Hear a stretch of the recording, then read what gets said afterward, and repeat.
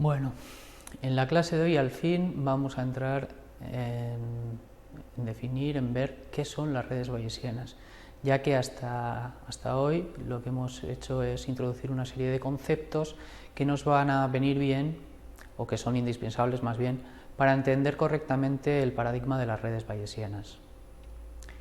Bueno, en la clase de hoy vamos a ver cómo las redes bayesianas representan distribuciones de probabilidad y no dejan de ser una regla de la cadena simplificada por una serie de relaciones de independencia condicional. Nuevamente, como bibliografía, para el estudio en profundidad de lo que son las redes bayesianas, recomiendo el libro de Enrique Castillo. Bueno, ¿qué son las redes bayesianas? Bueno, las redes bayesianas pertenecen a un conjunto de paradigmas que se llaman modelos gráficos probabilísticos o modelos gráficos a secas. Y una red bayesiana no deja de ser un par de elementos que son un grafo dirigido acíclico, que vimos en la clase de los grafos dirigidos acíclicos, y un conjunto de parámetros, que están representados por la letra tita. La red bayesiana representa, como he dicho al comienzo de la clase de hoy, una distribución de probabilidad factorizada. Es una regla de la cadena simplificada que, por tanto, viene expresada como producto de probabilidades condicionales. Pero, a diferencia de la regla de la cadena, posee un soporte gráfico que es el grafo acíclico dirigido.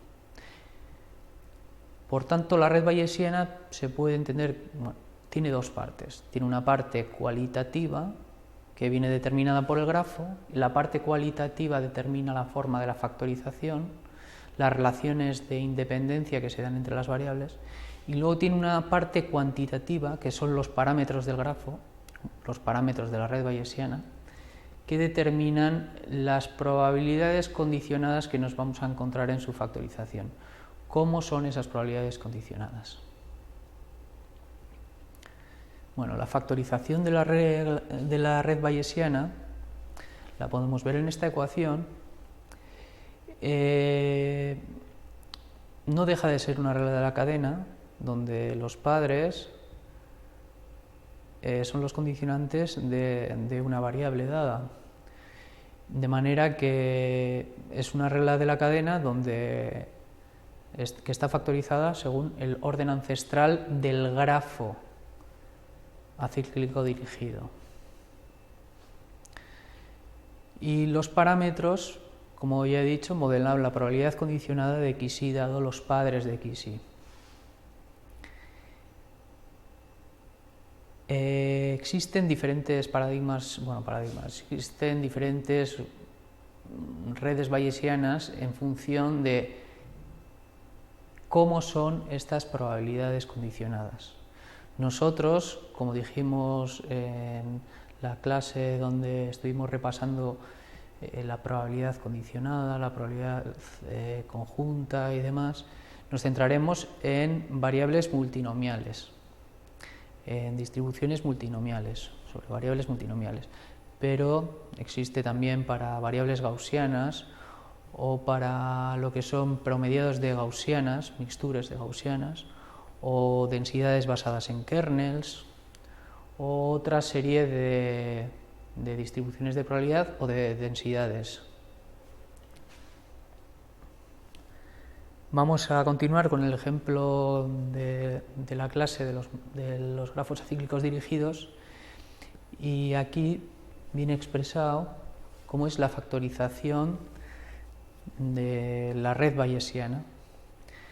x1 dado x2, porque es su padre, x2 dado vacío, porque no tiene ningún padre, x3 dado x4 y x5, sus padres, y así sucesivamente. Y cada una de estas distribuciones condicionadas, de estas probabilidades condicionadas, tiene un conjunto de parámetros. El orden ancestral, como vimos en la clase de los grafos acíclicos dirigidos, podría ser 2, 1, 6, 4, 5, 3 o cualquier otro orden que respete que los padres en el orden ancestral están antes que los hijos. Y como apunte, el parámetro θ3, que modela la probabilidad de x3 dado x4 y x5, si suponemos que las variables son binarias, tendría estos 4 parámetros. El primer índice hace referencia a la probabilidad condicionada de x3 y el segundo índice o conjunto de índices hace referencia a las configuraciones de los padres.